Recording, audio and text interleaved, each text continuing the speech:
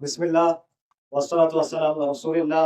আসসালামু আলাইকুম ওয়া রাহমাতুল্লাহি ওয়া বারাকাতুহু। মৌলিক কথা যা ছিল সব চলে আসছে। নতুন করে তেমন কিছু বলার নাই, প্রয়োজনও নাই। আমি সংক্ষেপে অল্প কয়েকটা কথা পুনরাবৃত্তি করব। গাজায় যে গণহত্যা হচ্ছে, এখানে সবচেয়ে দুঃখজনক যে বিষয়গুলো তার মধ্যে অন্যতম হলো এই গণহত্যা সবার চোখের সামনে হচ্ছে। আমরা দেখলাম ছোট বাচ্চাদের ছিন্ন বিচ্ছিন্ন দেহ, তাদের মাথা আলাদা হয়ে গেছে শরীর থেকে, তাদের লাশ খুঁজে পাওয়া যাচ্ছে না, পলিথিনের মধ্যে ভরে নিয়ে যেতে হচ্ছে। এত সবকিছু পুরো দুনিয়ার চোখের সামনে ঘটতেছে, কিন্তু এই গণহত্যা থামানোর জন্য কোনো পদক্ষেপ নেওয়া হচ্ছে না। আসলে বাস্তবতা হলো এই গণহত্যা থামাতে দেয়া হচ্ছে না।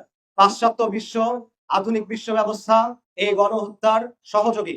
যদি তারা বাধা না দিত, তাহলে এই মুসলিম যুবক যারা আছে তারা এই গণহত্যা থামানোর জন্য যথেষ্ট ছিল। কিন্তু এই বিশ্ব ব্যবস্থা, এই পশ্চিমা বিশ্ব এই গণহত্যার সক্রিয় মদতদাতা হিসেবে কাজ করছে।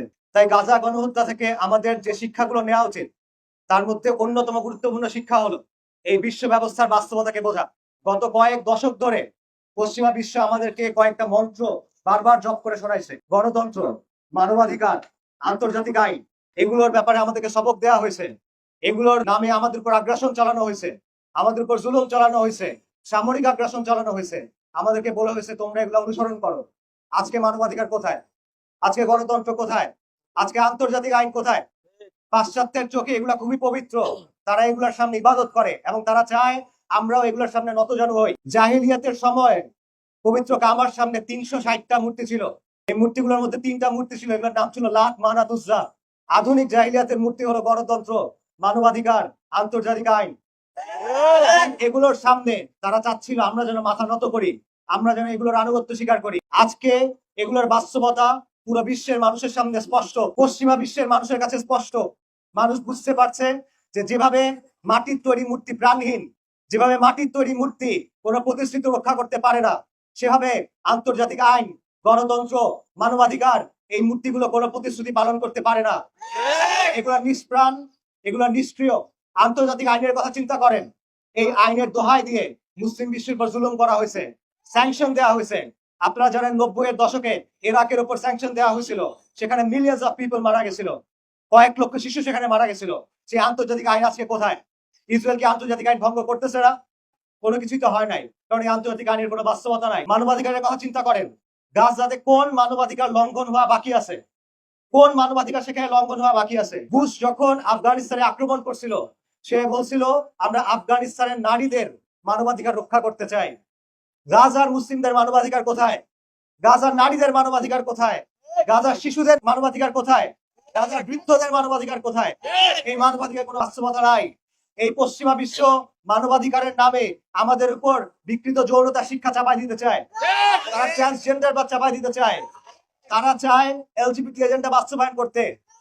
আমাদের দেশে অনেক রাজনৈতিক দল এসব এজেন্ডা বাস্তবায়নে তাদের সহযোগিতা করে। সেই মানবাধিকারের বাস্তবতা কি? ক্যাম্পের মধ্যে, রাফার মধ্যে জীবন্ত মানুষ আগুনে পুড়ে মারা যাচ্ছে, অনাহারে শিশু মারা যাচ্ছে। এরপরে মানবাধিকার কোনো সক্রিয়তা নাই কেন? আপনারা গণতন্ত্রের কথা চিন্তা করেন। গত ১.৫ বছরে পশ্চিমা বিশ্বে কয়েক কোটি মানুষ এই গণহত্যার বিরুদ্ধে অবস্থান নিয়েছে, তারা গণহত্যার বিরুদ্ধে প্রতিবাদ করেছে। কি পরিবর্তন হলো? আমেরিকাতে বাইডেন গিয়ে ট্রাম্প আসলো, ডেমোক্রেট গিয়ে রিপাবলিকান আসলো, কি পরিবর্তন হলো? গণহত্যা কই থামলো? গণহত্যা তো চলমান। জনতার মতের প্রতিনিধিত্ব কোথায়? জনতার আকাঙ্ক্ষার প্রতিফলন কোথায়? যে গণতন্ত্রের কথা তারা আমাদেরকে বলে, যে গণতন্ত্রের অনুসরণ করতে বলে, ইসলামের অনুসরণ বাদ দিয়ে, শরিয়ার অনুসরণ বাদ দিয়ে, সেই গণতন্ত্র তাদের কাছেই তো নাই। তারা জনগণের মতামতের কোনো মূল্য নাই। তাদের সিদ্ধান্ত নিয়ন্ত্রণ করে রাজনীতিবিদরা, তাদের সিদ্ধান্ত নিয়ন্ত্রণ করে মেগা বিলিয়নিয়াররা, তারা সিদ্ধান্ত নিয়ন্ত্রণ করে মাল্টি ন্যাশনাল কর্পোরেশন গুলা, তারা সিদ্ধান্ত নিয়ন্ত্রণ করে জায়নিস্ট লবি, এবং এরা সবাই ইসরায়েলের গোলামি করে। কাজে এই মূর্তিগুলা নিষ্প্রাণ, এবং এই শিক্ষা আমাদের গ্রহণ করতে হবে, বুঝতে হবে, বোঝাতে হবে। জাহিলিয়াতের সময় মক্কার মুশরিকরা খেজুর দিয়ে মূর্তি বানাতো। সফরের সময় যখন সাথে মূর্তি থাকতো না, তারা শুকনো খেজুর দিয়ে মূর্তি বানাতো, তারপর সেই মূর্তির ইবাদত করতো। তারপর যখন তাদের ক্ষুধা পেত, তখন সেই মূর্তি আবার খেয়ে ফেলতো। এই গণতন্ত্র, এই মানবাধিকার, এই আন্তর্জাতিক আইন হলো আধুনিক বিশ্বের শুকনো খেজুরের মূর্তি। যখন প্রয়োজন হয় তারা এটার ইবাদত করে, যখন প্রয়োজন হয় তারা এটার বন্দনা করে, যখন প্রয়োজন হয় তখন তারা আমাদের এটা সবক দেয়, আর যখন প্রয়োজন হয় তখন তারা এটা খেয়ে ফেলে। আমরা গাজার মধ্যে দেখতেছি কাজে এই বাস্তবতা, এই শিক্ষা আমাদের গ্রহণ করতে হবে। তন্ত্র মন্ত্রের পথ থেকে আমাদের ফিরে আসতে হবে। আমরা যদি পরিবর্তন চাই, আমরা যদি মুক্তি চাই, আমরা যদি সমাজকে বদলাতে চাই, আমরা যদি বিশ্বের এই বাস্তবতাকে বদলাতে চাই, তাহলে এই তন্ত্র মন্ত্রের পথ থেকে আমাদের ফিরে আসতে হবে। আমাদের ইলাহি পথের দিকে ফিরে যেতে হবে। আমাদের আম্বিয়া কেরামদের শিক্ষার দিকে ফিরে যেতে হবে। আমাদের সালাফুস সালেহিনের পথের দিকে ফিরে যেতে হবে। আল্লাহ সুবহানাহু ওয়া তাআলা আমাদের এই কথাগুলো বোঝার, মানার, বোঝানোর এবং বাস্তবায়ন করার তৌফিক দান করেন। আসসালামু আলাইকুম ওয়া রাহমাতুল্লাহি ওয়া বারাকাতুহু।